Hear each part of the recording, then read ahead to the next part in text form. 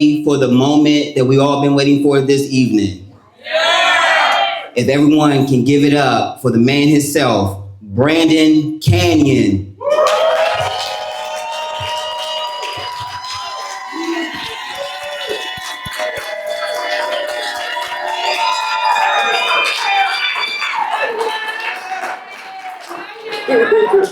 What's up, y'all? Y'all good? All right, yeah, I heard y'all. Hey, the bags, they are in China. No, they not. Sorry. First question that everybody in here probably want to know, what is a theatrical album and why? All right, sure, going on that. So I chose to do a theatrical album. It's like going to a musical and closing your eyes. I chose to do it this way because we live in a world where streaming services and streaming things are taking over, and nobody's watching music videos anymore. Nobody's buying albums anymore. Everybody's streaming because it's more convenient. So I wanted to combine the music video aspect and the streaming aspect and the storytelling aspect, because I'm a storyteller at the end of the day. And just so I can meet the world where it was or where it is without compromising who I am as an artist.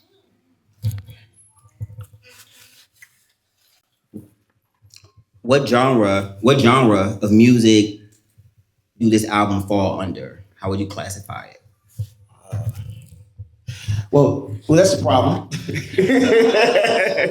So I got a brother who lives in Texas now, part of the DMV, and he said this to me maybe like a month ago after I let him hear the project. He was like, the thing that you're doing that you aren't like stepping into fully is you have created your own genre of music, and even though it's R&B basis, because I'm Black and I'm telling a Black story, which is what R&B really is. It's originally called race music, and race music transformed into rhythm and blues, then it transformed into R&B, and then once hip hop got involved and it got hijacked and turned into pop and then fed back to us, then we have what we have. But because it's R&B is that it's Black artists telling a Black story, it'll always be R&B for me. But I'm a hybrid artist. Hybrid because I do everything. There's no genre that I can't touch and rock and mess up. Oh my God, you feel me? So I call my genre hybrid music, hybrid R&B to be specific. We love a good hybrid R&B. All right, nothing wrong with that at all. All right, so as we just heard your the first track from the album, Paradox, what is the story behind it? All right, who in here from Baltimore? Show of hands. Okay, so there's a club that I went to one time, and I haven't been. It's called the Paradox, right? And once, because when I went with my Catholic brothers, them fools decided that they wanted to fight, and so I never went again because I wanted to win a concussion. But it is what it is, and then, I mean, you know already, bruh. So there are no clubs really today in Baltimore. So I do remember that time though being like a glory day for a lot of people. They could get up, dress up, go out and dance and party with their friends. We don't got that right now. So I wanted to take the music and take it to that point. Like if I'm gonna, because this album is essentially like my party album, right? If I'm gonna take you to a party place, there's a couple songs that I reference in Baltimore. Paradox is one, but I want to take you back to that part, Paradox. And then I'm talking about how like, even at clubs, I'm like a wallflower. Like I'll dance here and there, but I don't really like clubs. And I'm being honest with you. I'd rather go somewhere else innovative, Yeah. Somebody said, So you told us the story behind Paradox. What is next for you in regards to this album? You put so much together in regards to, the visuals and being very selective of the song choices that you placed on this album. Was there a difficult song that you was in the studio when you in the studio recording? Was there a difficult song that you was like, let me go back and do it again? And what song was that? Okay. That would have to be let's see, Burner, Sour, Lindsay, Moonlight, and Dragon, and Dyspnea, and it was Black Sheep. Okay, that's first off, that's my favorite song on this album. I'm not supposed to have a favorite song because I'm supposed to be like, oh, album is great. It is. But Black Sheep, that was difficult because there's an interlude that's connected to it that, y'all, you know how we are in Black families, right? Like, don't talk about what goes on in the family. It stays in, and then we grow up and we pass that on to the kids, and then they pass that on, and then we wonder why, like, niggas ain't healed. It's because of that. So this particular moment, I'm like kind of while protecting people, family, friends, and things, I'm also like addressing some of the stuff that happened to me in a way that's mystical. But also in the song, I'm like stepping into the fact that like oftentimes I feel isolated, you know, when it comes to a lot of things that I'm connected to, my intersections, of course, and especially in family. Like I remember as a kid, like the one thing that I found joy in my grandmother's house was like being underneath of her couch drawing. You know, she had a paisley couch with the plastic on it. Y'all know what I'm talking about. Everybody in here probably.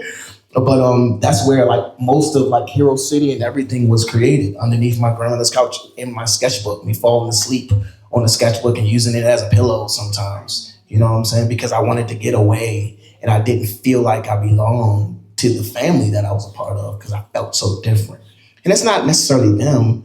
A lot of it has to do with culture. A lot of it has to do with religion, right? That forces us to isolate certain people because for certain reasons, you know, it could be about sexuality. If it's your gender, it could be like, you know, making women feel bad because they want to be more sexually free, just like men are. I mean, like men out here hoeing and sleeping around, but we don't put that pressure on women, on the men that we do on the women, right? So it's culture and religion forced me to go underneath that chair and find myself in a sense, and we'll find part of what you guys are listening to right now. You know, it's crazy. That's wild, but okay, yeah. I haven't had a chance to see this like this, so I'm experiencing this the same way you guys are right now. So let's talk about this right here. This is amazing. What was the idea behind it and why? Okay. So I went to Morgan State University. Where the bears at? Any bears in here?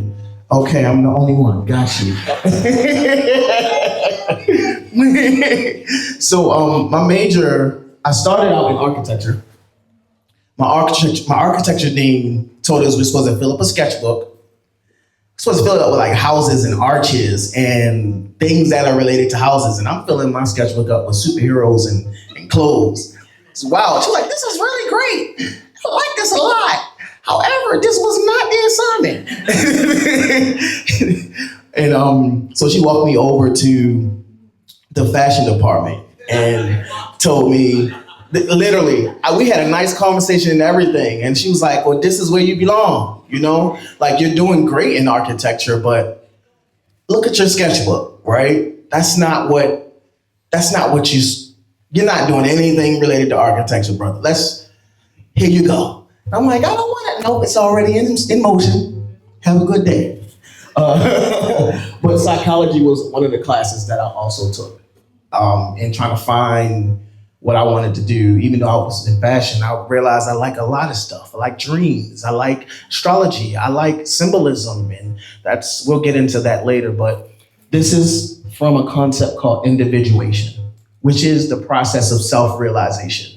And around me are the different figures that I have to face in order to get to my true self, which essentially in this particular case is the younger me right here. And you got the two people that are on the side of me. This is the id, this is the super ego. And those are the devil and angel characters that we have on our shoulders. This is like the motherly figure that helps me tap into my femininity. Brandon, What? I know you're having a blast, but it's time to move on to the next part of the album listening experience. Thank you. I Don't appreciate mention you. it. Thank you very much. Thank you. She's so rude, but it's okay. You're welcome. Let's get on to the next two songs. Go. That was actually good, wasn't it? That was pretty good. I didn't go hold on. That was good. I wanted to get on my feet, but I'm trying to compose myself. It's all good though. All right, audience. So can we all agree that we love it what we're hearing right now? All right, that was Amaretto Sour and Lipstick Stacy. Now I know we're gonna get a little bit more. We're gonna talk about Amaretto Sour, but I noticed that there was a feature. Mm-hmm. Can you just elaborate a little bit more before we get into me being nosy and all in your business about how did this collaboration come along? Okay. So This is the rapper you heard on Amaretto Sour is one of my brothers. He's in LA right now, but we all started doing music together at Morgan around Shady Side, right? The main engineer on here, his name is Ryan Top Secret Anderson. I met him through them. Me and Ryan been working together 15 plus years, right? I think 18, if I'm counting this right. And we went through this whole, like I started doing theatrical albums first before regular albums. And when starting the theatrical album, I remember the first song I did was called Bring the Pain. It's a Hero album. You'll hear that later. and we recorded it. And the first thing he said when we was done, he was like, yeah, this is left field shit. And he had to sit with it. And we've been on a journey since then trying to figure out like, well, what does it sound like with us working together, right? So like, you know, me kind of conforming and understanding like you got to make this thing palatable to people at some point. Can't just be all left, right? And then him like, well, let's do some creative stuff that goes here. And us just meeting in the middle. I think we finally have found like our formula, right? But to the rappers, his name is real name McCoy. He's Marcus, dope rapper. He's a part of this group. You know, they're not together right now, but they need to be. But they're called Beyond Modern. It was Marcus and Sir Jazz. Sir Jazz is now producing a DJ, touring all over the world, and Marcus is out in LA doing this thing. He's on a couple songs. He's on this one, as well as he's on something from the first season. Did y'all do your homework? See, I know, just like the damn kids. But he's on the first album as well. But yeah, he was one of the artists that I started out with. All right. So now, man, listen, Rhonda is rude. I'm about to be nosy. I want to know about the love, the identity, Okay. the relationships, Okay. everything. Okay.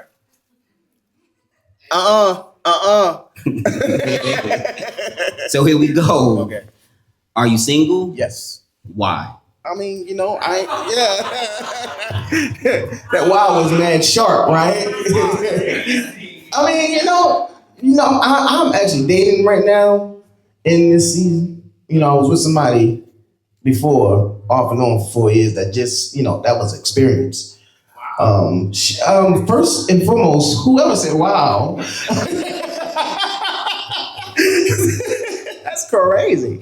But that, off and on for 4 years is crazy, right? But yeah, I'm single. Yeah, that's why. All right. How much of this album is based on real life experiences? All of it.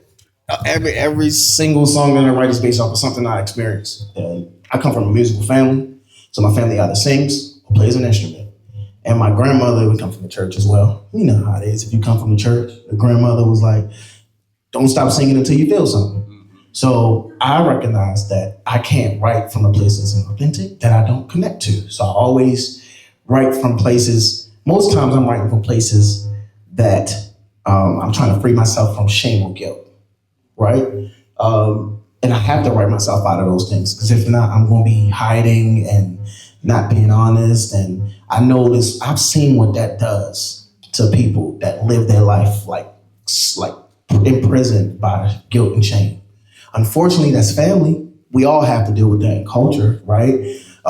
We see what happens when people live their life not telling their truth, or they live their life not being honest about what they really feel, or resolving issues that should be easy to resolve with maybe siblings or parents or church, because that's part of my intersections, right? So I try to write from a place to be like, I want to be free. So let me write myself into my freedom. You know what I'm saying? So now we gonna get to the story behind Amaretto Sour. I feel like that song right there is gonna be a song that I'm gonna probably have on repeat for like the first 2 weeks, then go back and listen to the other cuts. But what's the story behind that single? Tell us that. Okay. Well, that's my favorite drink. Those that know me, what's my other favorite drink? What you say it is? Dolphin. Dolphin juice. As you can hear, I have pranked everybody that I know with that so far. Don't go to a restaurant with me. I will order dolphin juice, and the waitress, the waiter will be like, "What? What are you? Yeah, it's on the secret menu. It's in the back." But Amaretto Sour is my favorite drink. I'm a lightweight. I do not like the taste of alcohol, but if you put it in a drink that tastes good and fruity, you got me. But Amaretto Sour is abbreviation. I have teachers in here. I'm going blank. What, when you have SOUR and the letters mean different words, what's that called? Acrostic. See, this is how you know we have artists in here, because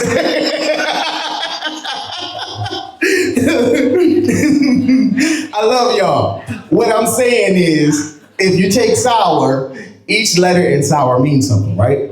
So it's a philosophy for relationships. So S is if you keep a safe space. O, open heart and open mind.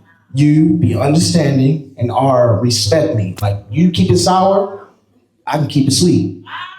That's what it is. Well, yeah. That was a word, in case you missed it. All right, so we're gonna focus a little bit off the album and the singles, and we're gonna get back into your business again. Now I'm saying, How do you identify? Oh, that's easy. That's a good one. Okay, I can give you that one. I thought I was gonna say something that was extra hard. No. So I am a mixture of shit, right? So, so I'm black, gay, but I'm also queer, Christian, and I'm a man of God. That's how I identify within that realm, right? And I say queer in the middle of that because even in all of those things, I always feel like an outsider or feel different. Like y'all might feel like I'm not Christian enough because a lot of the things that Christians believe in, I don't, right? Or I might not feel like I'm black enough because there's certain things like there's certain things that I don't agree that we do to ourselves, right? Or I might not feel gay enough because I feel like in pop culture, the only type of gay people that they really push are gay people that are hyper feminine. And there's a balance, there's a bit of both, but they only push that. And I know when they push it, it's because they trying to do something negative towards us, right? They're not trying to embrace us on our entire spectrum, because everybody has a spectrum, right? Like heterosexuality has a spectrum, being gay has a spectrum, being lesbian, being nothing, because that is a thing. There's a word to it. I'm not going to ask the teachers because y'all going to give me like 6 words. I already know it. But everything is a spectrum, and I feel like I just don't fall in the realm of what a lot of what's popular feels like I should be in any of those intersections that I cross. The next question is, and we got a minute on the clock here. Have you ever dated a girl? Yeah. Shut up. That has to be my brother Corey. Corey, give yourself a hand. Corey know a lot, y'all. Good Lord. But yeah, man, I've had my little journeys. I feel like Lipstick Stacy was me culminating all the girls that I have dated into one person. I've never dated anyone named Stacy. But yeah, it was pushing everybody that I've dated into one little beautiful, complex woman. What's your coming out story? Oh, we ain't got time for that. You don't have time for that? All right. That's a whole other event, huh? All right. All right, so y'all get on my nerves.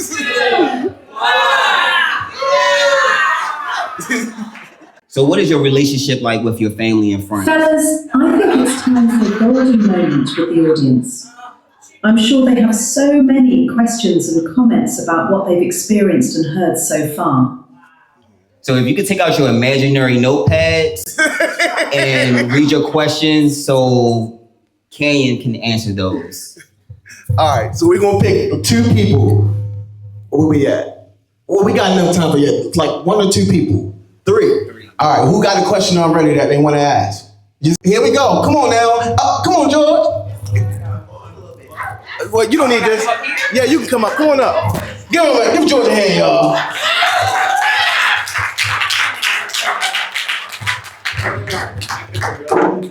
So I was sitting next to my neighbor and we were trying to figure out what Paradox was going to be about. And you talked later about this being a revealing album and how you write. So on the other side of Paradox is Epiphany. Mm-hmm. What's been the biggest epiphany to come out of this project for you? That's a solid question, wasn't it?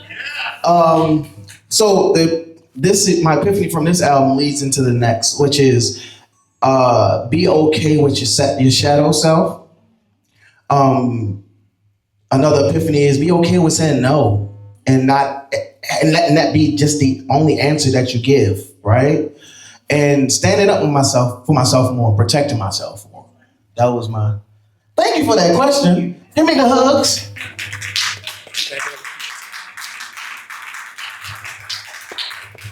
We got room for one more.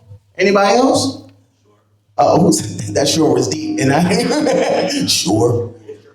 Oh, what's up? Listen, I just moved over in Hollandtown, and this is the bartender, man. Say what's up.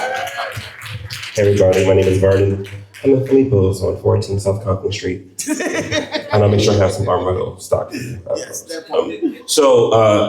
I kind of filter things that I hear through experiences, just as how I live. And I know what I hear in terms of influence, but who are some of your biggest influences when making music? And then how do you balance that with being authentic to yourself and making sure it's original to you?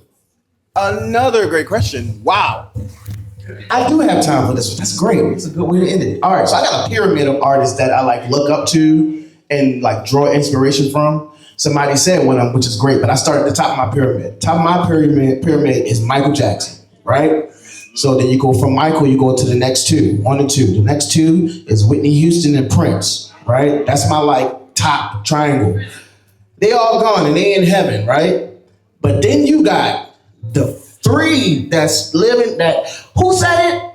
Where is it? Oh my God. I love that lady to my core, okay? Brandy is one of my favorite artists ever. The vocal Bible. And I would love to debate anybody that want to debate that title. I have everything on you. And I'm a Virgo, so you know I'm coming with the facts. But, oh, shoot. They cut me off. Aaliyah, TLC, we about to get into Golden Dragon and yeah. Y'all know what time it is?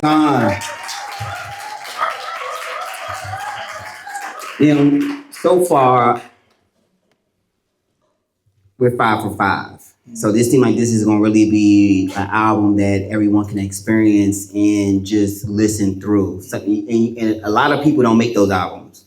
A lot of people make albums with 1 or 2 songs and we're done with it. But so far, this is 5 for 5. And being consistent like that with these songs that you've that we have listened to so far, can you share a little bit more light in regards to the production and the production team on this album? Yeah, so this particular one, there are 4 figures included on this production aspect. There's Ryan Top Secret Anderson, who he produced something on every single. It's 9 tracks on this one. The last one was 11. This one's 9. He produced something on all 9 tracks. I'll get into why this is 9 later. There is Maddie, right here. Actually, raise your hand, man. He did 3 songs on this track. He did Paradox. He did it's a song called Dyspnea. Everybody say Dyspnea. Dyspnea. And that song, I wrote that because I got asthma. And dyspnea pretty much is about having difficulties breathing. And we get into that. Y'all not going to hear that right here. I got to leave y'all something to go to the streaming services and jam to. You feel me? Can't give it to you all here. Then when you hear the album, you'll be like, oh, I heard this too. No, I got some joints. I ain't going to hear. He did that, and he also did Black Sheep, and he hasn't even heard Black Sheep yet. That's the crazy part. I can't wait to hear that, bro. Like, it's crazy. Then we got Jeremy. Jeremy, where you at, man? Jeremy did the guitars on the album. See you stand up, man. Go ahead, let him see you, man. Give it up for Jeremy, y'all. He was also, if you saw Mercy, Jeremy was playing the guitar too. Jeremy has a band called The Hushdown. And we're gonna get into that because they're gonna be on that next season, just so we all into that joint. And then we have my brother Chris Savage, who did a lot of the organs, well, all of the organs. He did a lot of the bass. He did all the pianos all the pianos. And he did some drums too. He did the drums on the last song y'all gonna hear, The Few, which is Rogue Lovers, which features the incredible Keith Angelo. Y'all heard, if you was here early, how many of y'all was here early? So y'all ain't hear the trailer that had his song on there. That's crazy. Fire, right? Okay. Yeah, that's the production wing, man. And then you have the features wing. Only had 3 features this time around. I count the Excaliburs as a feature. The Excaliburs are like my background singers. There's Real Name McCoy, the Excaliburs, and then there's Keith. And then we have a host of actors, which you'll see soon. So then we're gonna focus a little bit on stigmas, marriage, homophobia, therapy, and of course the album cover. Okay. In regards to stigmas, what does it feel like to be a man of your stature in America right now? All right. It's different, right? Because I'm gay and queer, automatically the first thing I want to do is protect women, right? Because I'm Black, I feel like I'm a part of every stigma there is that Black. No. Not every, but a lot of them. I come from a single home. I don't know my dad, which a lot of this project, the reason why I called it the Grand Kanion was to kind of take back the power behind my last name. Because my last name is misspelled and thank God it was. Mom, I don't know if this is a story. I'm gonna tell you what that man told me and what, yeah. But the guy who was supposed to be my father, his last name is Kanion, spelled with an E. And I met this man at Denny's one day in college to, talk about, hey, what's up, man? I thought he was gonna be like, hey, what's up, son? He was like, yeah, so here's the law. Let me tell you what happened. Your mama, she lied to you. And I was like, all right. And we had a whole conversation, all for him to tell me that my name is spelled wrong, that it's supposed to have an E instead it has an A. And what he told me was that my aunt signed the birth certificate and spelled my name wrong. Now, if you know my aunt, they laugh because they know that is liable to be true. So, who said this? Somebody say which one? Oh, Lily, girl. That's my little sister. My big sister's here too. Yeah. Y'all will see them soon. But anyway, so he said that my last name was spelled wrong. It was supposed to be spelled with an E instead of an A. But I'm kind of grateful for that story because he's not my dad. And so I feel like I have this last name that's mine now because it's spelled wrong. There's literally probably only about 2 other people in the world that have this last name. If that, I've Googled it. It's literally like almost nobody that has my last name but me. So it feels like I have my own identity because of this mistake, right? But it's really on purpose, right? In purpose. Yeah. Paradox. Who said it? All right. So let's go back to the album. What's the story behind Golden Dragon? Okay. All right. So Somebody say, yeah. Well, first and foremost, I told you I'm paying homage to different significant places in Baltimore, right? Paradox is one. Golden Dragon is another. How many of y'all been to Golden Dragon? Yeah, y'all know. Y'all know what it is. All my West County people know what it is, okay? You petty, that's why. But you also cook. That's why you don't go there. So let's just be real.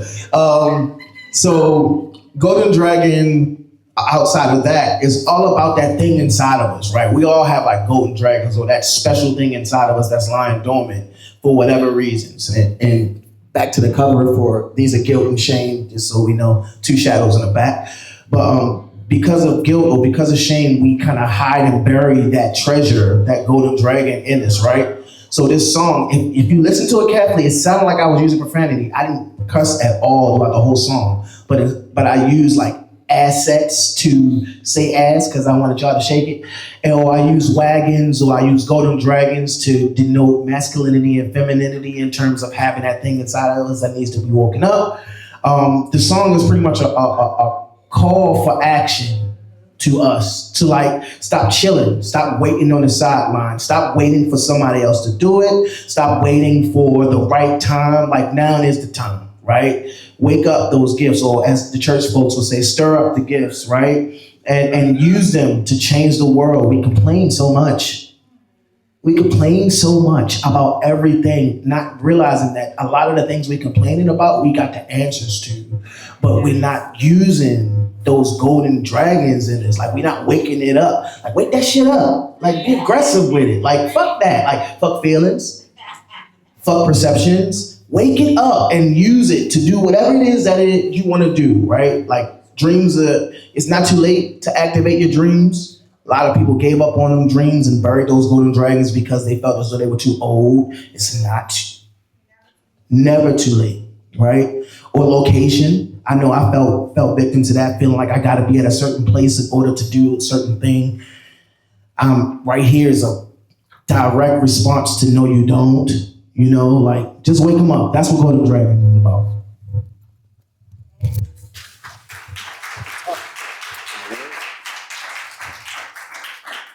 What's your take on the stigma surrounding Black, gay, and queer men? Too long for that. Too long for that? All right.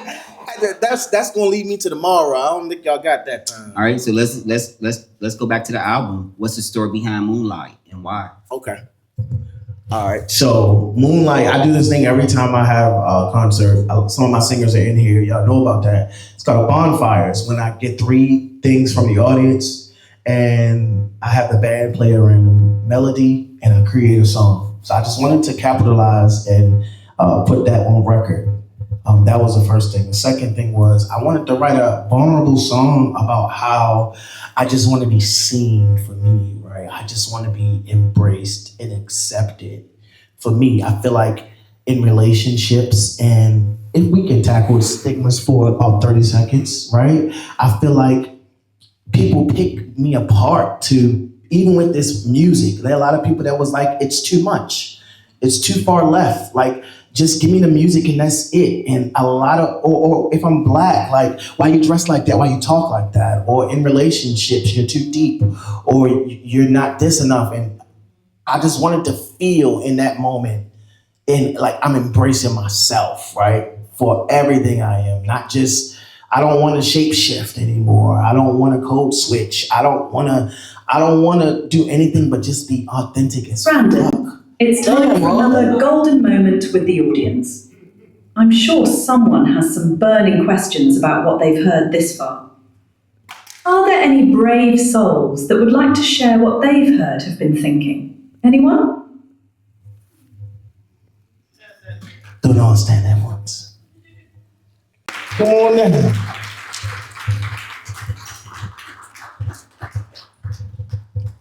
Now, I wear glasses and these are not prescription, so I didn't see you until you came out. What's up, Jordy? Hey. Y'all make sure y'all come out here May 1st because she's doing a special screening of The Devil Wears Prada 2. Alyssa, we dressing up? I'll be there. That part. There you go. My feet in the way.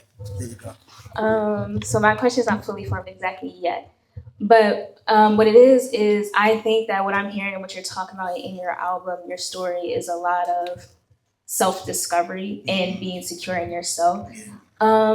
So my question is, how did you find security in the self-discovery that you were doing? Like, like you said, a lot of what you're doing is kind of left to other people in society. How did you remain secure in going on that journey for yourself? And what is advice that you would give other young creatives, because I'm young, and staying secure in what it is that they're trying to pursue and discover within themselves? Good question. That's a solid question. All right, so how I got secure in doing this is been in like a period of insecurity, right? So I was going back and a lot of relationships built a lot of my confidence solely by dancing on my insecurities, right? So my last relationship was probably the worst relationship I've ever been in. And I mean that, the worst. So that person or that relationship tore at everything that I was, right? I didn't dress the way I was supposed to dress. They didn't mean it in some of the ways, but like even how I design my clothes, maybe you should do it this way.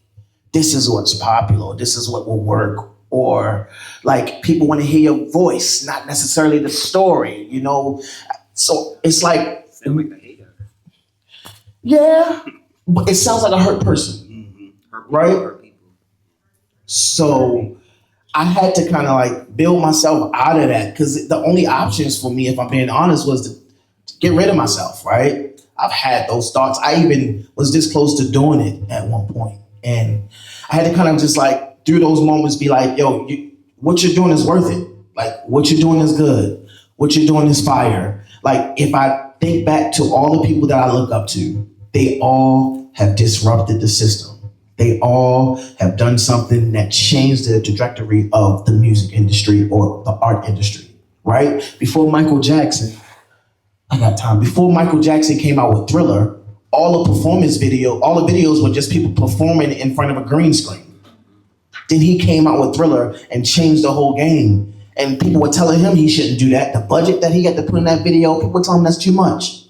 If you think about Prince, they targeted and attacked that man every day because of what he was wearing, because of how he dressed. I'm sure he felt some of the same ways that I felt when it comes to putting this theatrical album together or continuing to do me. And look at what we do now. We wear clothes and say, this is Prince. We wear our hair a certain way and say, this is Prince. We sing a certain way and be like, this is Prince, right? If I look at people like Janelle Monáe, who's also in my pyramid of artists I look up to, they clown her because she wore suits coming out. And that her hair like that. That's actually my favorite era. And if we don't get into the deepness or the reason for artists doing what they're doing. Like, she did that because her mother was a janitor and she wore a uniform all the time. If we got into the reason for the art, I think that would also help us build our confidence. And even I have a song called You're the Man.